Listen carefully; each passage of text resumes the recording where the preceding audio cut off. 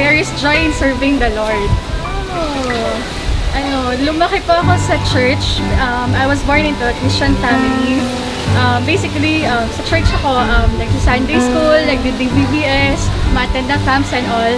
Until tinanggap ko si Jesus as my Lord and Savior when I was still very young.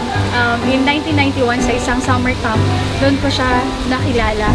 And then, as I grew up sa church, eventually, na-involve na rin ako sa mga activities from being a student sa Sunday school and DBBS, naging teacher, and then eventually na-involve din sa naging officers ng church, ganyan. Until naging busy sa school. When you enter college, ayun, medyo nag-drift away from the normal routines until gumraduate and nag-work. Mahirap po, pati yung pag-church every Sunday. Naging busy na masyado. Minsan sobrang fit mo na lang sa schedule mo si Lord. Pero alam mo yung sobrang hindi tama. Kaya dahil nalayo ka na sa Kanya, ayun, pag malayo ko kay Lord, iba na yung feeling mo, wala na yung joy. Tapos eventually, maglilid na to sa sin and all, disobedience. Until, yun, nahulog ako sa sin. But I thank God for His protection and all, kasi siya pa rin yung maglilid sa'yo out of the temptation.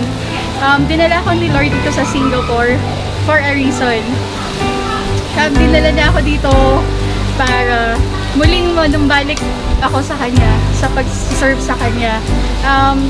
Almost 6 years na ako dito sa Singapore, pero for the last 4 or 5 years, andito lang ako para mag-work. I've been going to church kapag may time, kapag walang pasok, kapag off day, and I've been going to different churches. I've been church hopping, pero eventually, 4 years ago, si Lord din ang gumawa ng way para magbalik ako sa Kanya.